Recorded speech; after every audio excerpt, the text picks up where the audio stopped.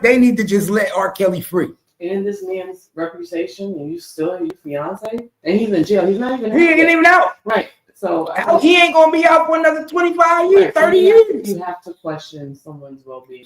No, you have to question the system. Was he railroaded worse than Diddy? We see what's going on with Diddy now, and Diddy might beat this case. They made R. Kelly trial unbeatable. They put him in a position where he couldn't beat his trial. You want to know why? Because they what do they call that when they take your funds away? They made him be broke. He couldn't get the best. They liquidated his funds, so he couldn't get the best. So basically, they find a way to rob you, and if humiliation is the case, then that's yes. What it is. Once you go through the humiliation ritual, then we're gonna find a way to liquidate your assets to make it where you can't fight and help yourself. Mm-hmm. Then once we liquidate your assets, you at a point, my nigga, where you can't fight the state and fight. You to the point where you it's fuck. Impossible. People on the lower level this whole time lose. You know what I'm saying? And lose. And then how all of a sudden your funds is liquidated so fast when you go to jail? All the songs that we know R. Kelly done wrote, all the things that he responsible for. Now he go to jail, he got no money. Now he just broke. So royalties, publishing, all that's just gone. Who was taking R. Kelly publishing? Who was in charge of his shit? See, this is why but that becomes important to know your business, because did he ever have any of this stuff in the beginning? We don't know. And this is what happens when you get into a situation and we find out that these rappers, musicians, athletes, that we're like, hey, you actually just like the rest of us because you don't own shit. Mm-hmm. They just do a good job at making these people look good. That's why when you hear stories about people jumping in their Kias instead of the Rolls Royce they just did a video with, or the fake jewelry, we're like, what? Well, we're surprised. But that's what it is. It's selling you an image. If you actually knew that I was in financial issues and that I didn't own any rights to my music and publishing, you would think I was a broke ass. Would you ever follow me? Hell no. Exactly. So and what do they say? I heard somebody say not too long ago, when you a rapper, man, they make you look like you got money. Half of these people in the industry don't have money, bro. They don't have nothing. They just have access to a credit card that they allow you to have access to use as long as they give you access. Right. And once they feel like you're not profitable, once they feel like it's a loss instead of a gain, nigga, they cut your access off. And then they have people that you have to go to, which they call a handler, to ask them, can you purchase certain things? Mm-hmm. So, and that person goes to another person, say, oh, he wants to get this. I make them hold off into this. Right. I'll tell them, okay, it's okay. But that's how they do, control and manipulate. Right, yeah. They create your image. Ice Spice, when she was first coming out, of course, I wouldn't say she was very big. I don't know. I don't follow her music, so I don't know how big she is now. But she did like a little walkthrough with Vogue, and they were getting her ready for one of the award shows. And her stylist had to borrow and use some of the, what do you say, like the designers, the clothes that were from years ago. Mm-hmm. You know what I'm saying? So it wasn't new Chanel, new Gucci, stuff like that. Because their budget is very tiny. So they got to make her look bomb, right? And create an image based off of what they're working with. So they're not working with $1 million worth of jewelry, all of Louis Vuitton. You know what I'm saying? They can't afford to dress her like they could dress a Nicki Minaj, basically. Because everything is on a budget. They have to create the image. And depending on the artist you are, it may be a smaller budget than others. You know what I'm saying? So it's all imagery. But we don't think about that when we look at these entertainers. We don't see that her Chanel is from 10 years ago. Mm-hmm. You know what I'm saying? But to those in the industry, they like, yeah, they dressing her with shit I was wearing 10 years ago. You know what I'm saying? But you got to start somewhere. Now she got a little endorsement with Kate Spade, and she's doing commercials. I saw them yesterday where she's holding the. Oh no, that's who told me that. Now that I just remember B.O.B. Remember the rapper B.O.B. That was signed with T.I. I remember he was big at one time. It was they were group B.O.B. Mm-hmm. But it was two dudes, but it was the black dude. He went viral. Well, he came out in an interview and he was like, bro, what made me change? He was like, I had a trajectory like this, but when I realized that I had nothing, it was all an image. He was like, the car I was driving, I didn't own. The house I had, I didn't own. He was like, when I slowed down and stopped spending money, And I started asking people, okay, well, I want what name is this in and what name is that in? People stopped wanting to talk to me. People stopped wanting to answer my phone calls because now I went from wanting my own.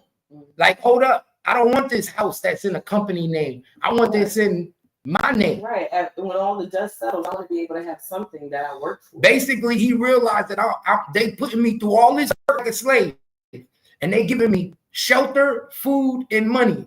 Right. And the minute when all this is done, they can take all this away from you. Right. And that's when you start realizing that you say, hold on. Let me put my affairs in, what we call that, put your affairs in order. Right. And you start saying, and usually the only people that they want to have their affairs in order is the executives, the CEOs, the people at the top. The pawns are not allowed to have their affairs in order. You are not allowed to have anything in your name, but what? No, hold on. Guess what?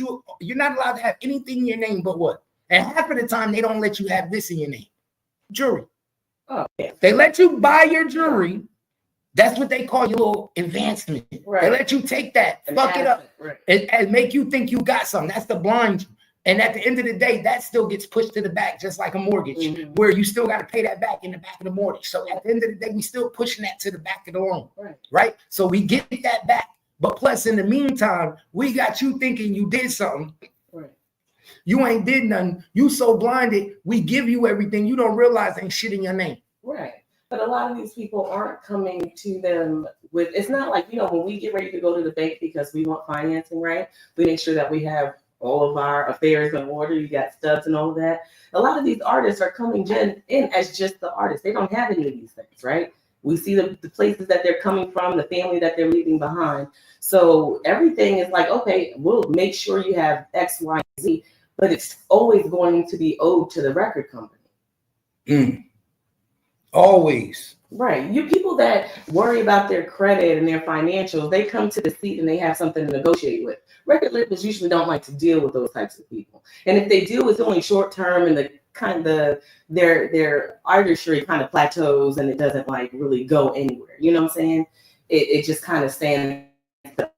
They come up for a little bit and stand still because you two involved in your business, right? And they don't want you hands-on in your business. They don't want you to know where we're splitting money or the deals that we're making because we own you. So to those that come in and they don't have much to offer, they're going to give to the person that's receiving, it seems like everything. But at the end of the day, you own nothing because we're just providing it to you. You're just the artist. You don't know any business. You know what I'm saying? It separates the two. And not only that, why y'all think they trying their best to get rid of R. Kelly now? Why do you think so? Because they know whatever happens with this P. Diddy case, R. Kelly, if P. Diddy get off on this case, they know R. Kelly is inclined to talk now. Oh, most definitely. Yeah, most definitely. They know that. Because they know he's gonna be looking at it like, oh, hell no. Right. Not after what I went through. Right. He got off, but y'all put me off. That'll make a nigga tell some shit that he necessarily wasn't supposed to tell. Right.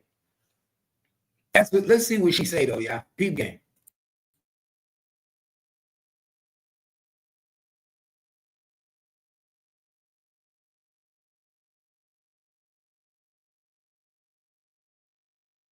Everyone, my name is Joycelyn Savage. I'm 29 years old and I'll be 30 next month. I just want to come out here shortly to let you guys know that I am not a victim. I've been with Robert for 10 years. He has been incarcerated for 6 years and I have seen him every weekend for the past 6 years. Just 3 years ago, I proposed to Robert and he said yes. And we are planning on getting married and having a family, and I'm very excited about that. But anyways, I just want to come out here and let you guys know to please do not believe the lies that my mother and father are coming out here saying about me and Robert. I am not held against my will. I am not a sex slave. I am not brainwashed or any of those crazy lies that were told on me. And I just want Robert to get the righteous justice that he deserves because he deserves to be free. Enough is enough. I'm tired and he's tired as well. So I just want you guys to continue to please pray for him. I'm praying for him. I believe that he will be out soon. Hi, everyone. My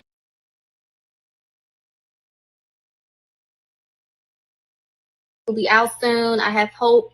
And just you guys, please, just do not believe the lies because enough is enough. It's been 6 years and I'm just tired. I choose not to call my mother and father because I do not want to talk to them. I have a cell phone and I choose not to call them. So I'm a grown woman, and if I decide not to call them, that's my choice. And it is what it is. So once again, I'm happy where I'm at. I'm in love and I'm good. So thank you guys for listening. Have a great day. Bye.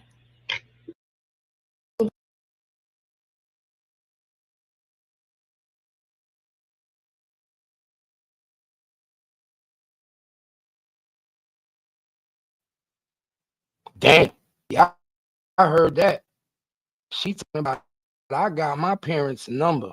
If I wanted to call my parents, I could. What type of shit is that, y'all? Y'all hear that? If that ain't disrespectful to your mother and father, then what is? But like I said, this woman grown. Jay Dooley, what it do? Nah, that don't look like no AI to me. That don't look like no AI to me, dog. I'm gonna keep it 100. That don't look like no AI to me. It don't look like one. That look like a real person. You know how when you see people that's AI, you could tell a AI when you see one, yeah. That's crazy right there, man. That's crazy work. Crazy work.